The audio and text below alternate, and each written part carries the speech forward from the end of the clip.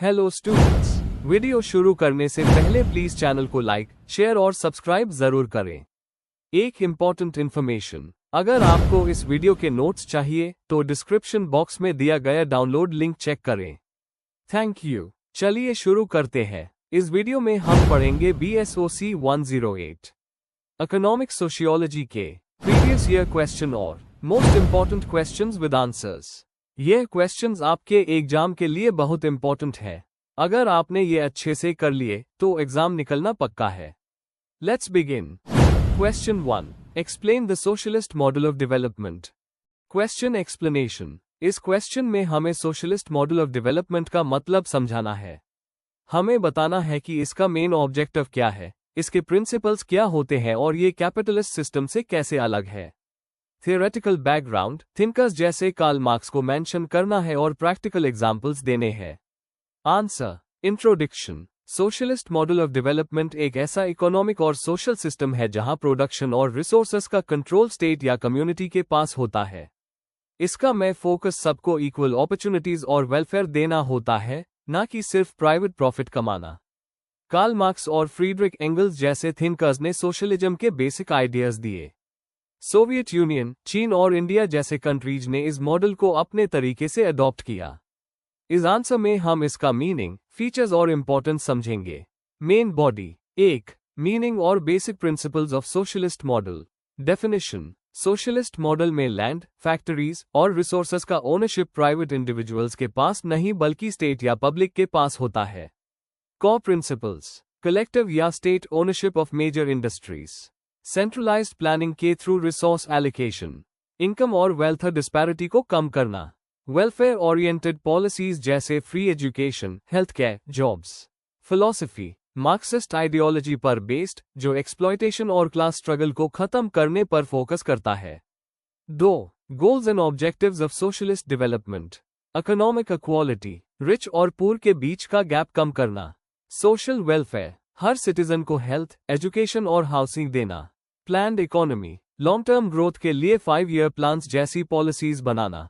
Public ownership, natural resources का misuse रोकना। Balanced growth, rural और अर्बन एरियाज दोनों को डेवलप करना। 3. Key features of socialist model. Centralised planning, production और इन्वेस्टमेंट के डिसीजन स्टेट लेती है। एग्जाम्पल, USSR का Gosplan. State control, banking, transport, heavy industries जैसे सेक्टर्स गवर्नमेंट के अंडर होते हैं। No profit motive, objective welfare होता है, ना कि सिर्फ प्रॉफिट कमाना। जॉब सिक्योरिटी, हर सिटीजन के लिए एम्प्लॉयमेंट और सोशल सिक्योरिटी इंश्योर करना। एग्जाम्पल, क्यूबा का एजुकेशन और health care system. 4. Examples and applications. Soviet union, pure socialist model adopt किया, सेंट्रल प्लानिंग और स्टेट ओनरशिप के साथ। चाइना, पहले सोवियत स्टाइल सोशलिज्म फॉलो किया, बाद में मार्केट रिफॉर्म्स किए। इंडिया, इंडिपेंडेंस के बाद मिक्स्ड इकोनॉमी अडॉप्ट की, लेकिन सोशलिस्ट एलिमेंट्स जैसे नेशनलाइजेशन रखे। स्कैंडिनेवियन कंट्रीज, वेलफेयर पॉलिसीज के साथ मार्केट इकोनॉमी, जहां फोकस इक्वालिटी और क्वालिटी लाइफ पर होता है। 5. Criticism and challenges. Inefficiency, central planning से कई बार रिसोर्सेज वेस्ट होते हैं। लैक ऑफ इनोवेशन, कंपटीशन कम होने से क्रिएटिविटी और प्रोडक्टिविटी कम हो सकती है। ऑथोरिटेरियनिज्म, कई सोशलिस्ट स्टेट्स में ज्यादा सेंट्रलाइजेशन और फ्रीडम रिस्ट्रिक्शंस हो जाती है। ग्रोथ इश्यूज, प्राइवेट इन्वेस्टमेंट के बिना ग्रोथ सस्टेन करना मुश्किल हो सकता है। कंक्लूजन, सोशलिस्ट मॉडल इक्वालिटी और वेलफेयर पर फोकस करके एक स्ट्रॉन्ग ऑल्टरनेटिव बैन कर आया। इसने कई कंट्रीज के पॉलिसीज को इन्फ्लुएंस किया, लेकिन चैलेंजेस जैसे इनएफिशिएंसी और रिजिड स्ट्रक्चर ने इसके ड्रॉबैक्स भी दिखाए। आज भी सोशलिज्म के आइडियल्स फेयरनेस और जस्टिस के लिए रेलेवेंट है। If you need the notes of this video, there's a download link in the description box. Be sure to check it out. Thank you. Let's see the next question. Question 2. Explain the notion of capitalism. In what way does competition enhance capitalism? Question explanation. इस question में हमें पहले capitalism का मतलब और उसके main features समझाना है। फिर बताना है कि कंपटीशन कैपिटलिज्म के लिए कितना इंपॉर्टेंट है और कैसे वो उसको मजबूत बनाता है। थिंकर्स, एग्जाम्पल्स और थियरीज का उस करना जरूरी है।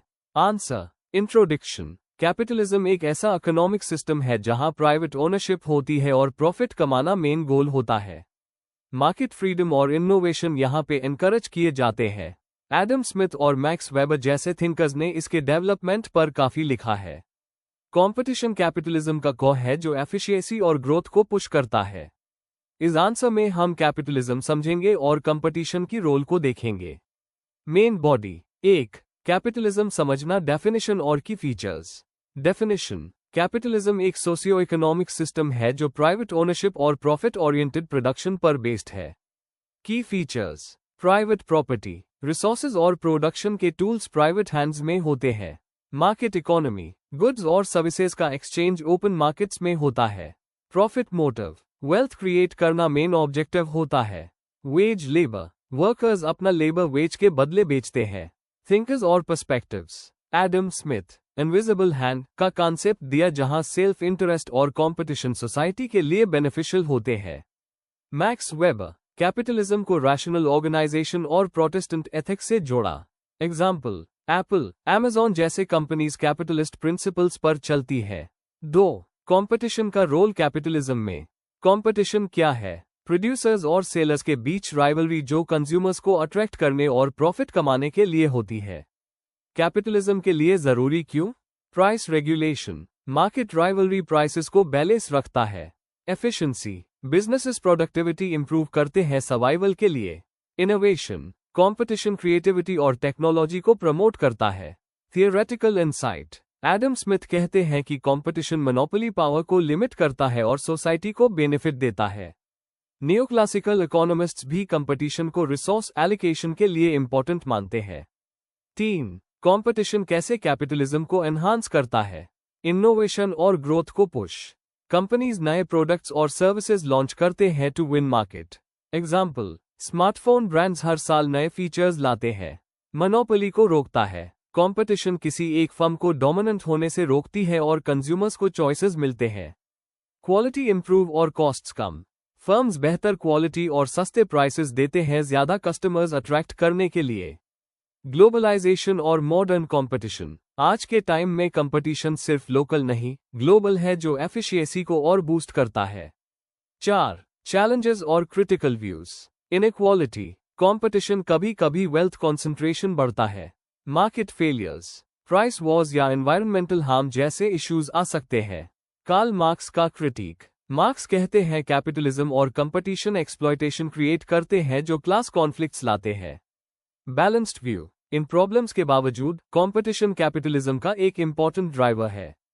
कंक्लूजन, कैपिटलिज्म का फाउंडेशन प्राइवेट प्रॉपर्टी, मार्केट्स और प्रॉफिट मोटिव पर है, लेकिन उसका सबसे बड़ा स्ट्रेंथ कंपटीशन है। यह एफिशिएंसी, इनोवेशन और कंज्यूमर वेलफेयर को प्रमोट करता है और मोनोपोली को कंट्रोल रखता है।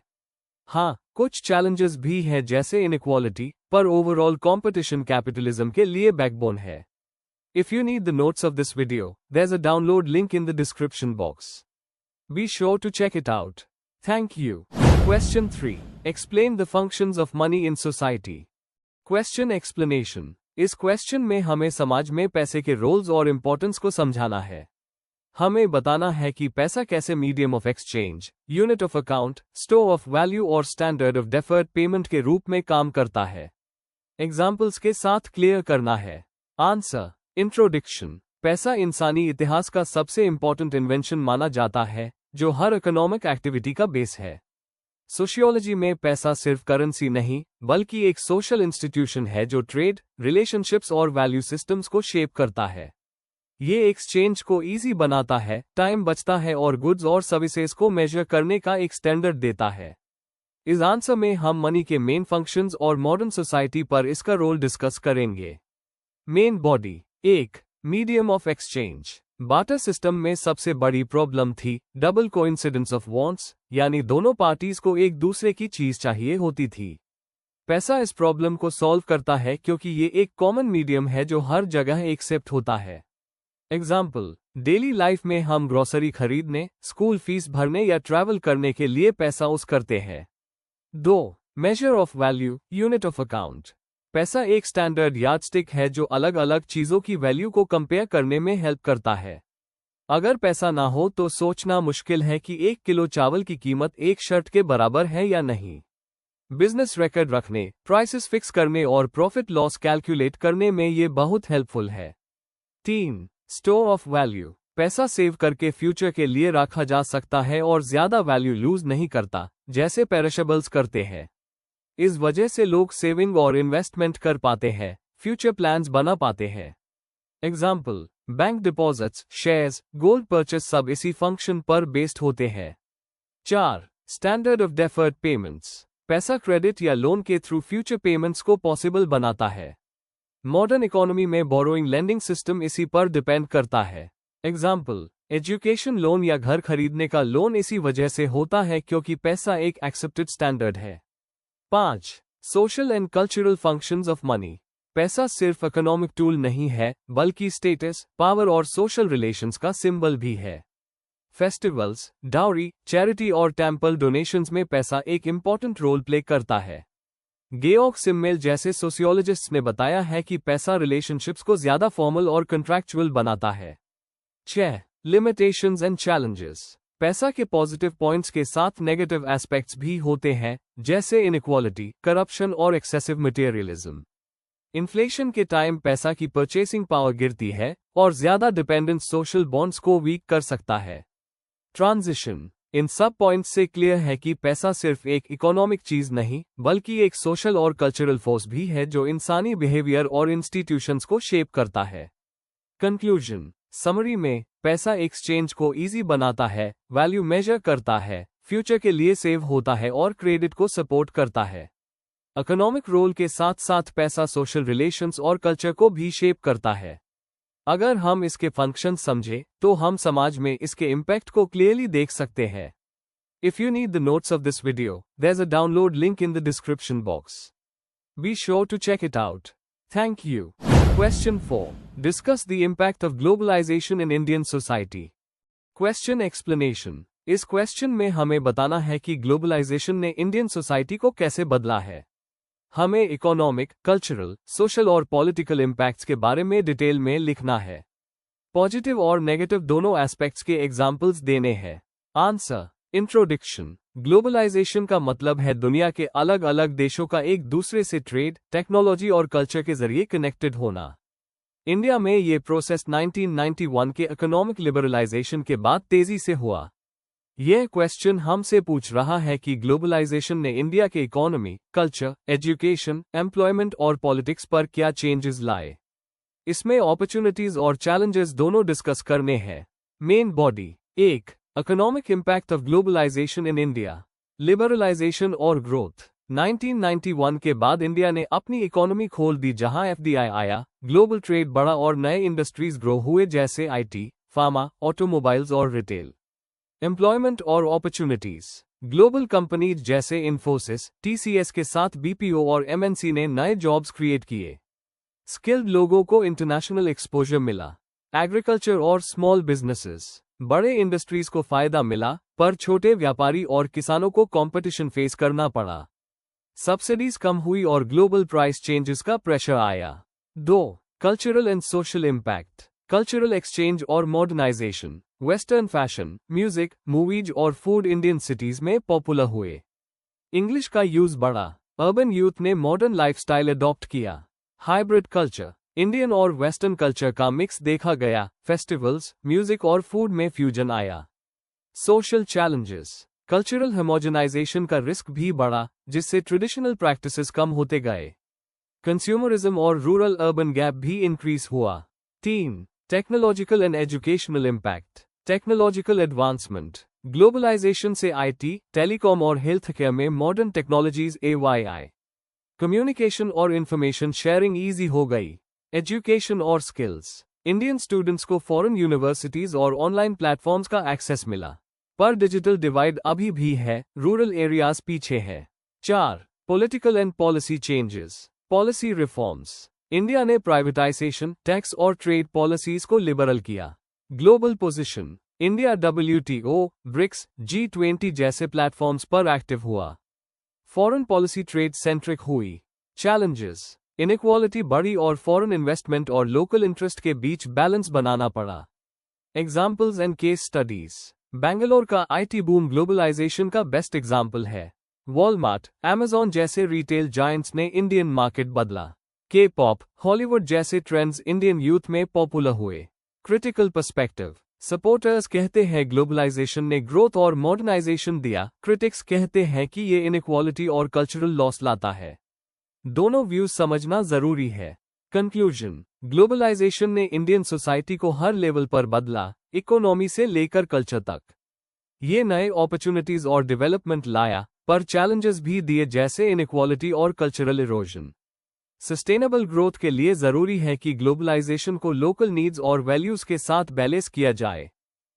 Before we end, please like, share and subscribe the channel for more such study materials and one important information अगर आपको नोट्स चाहिए, तो डिस्क्रिप्शन बॉक्स में डाउनलोड लिंक दिया हुआ है। जरूर चेक करें। Thank you.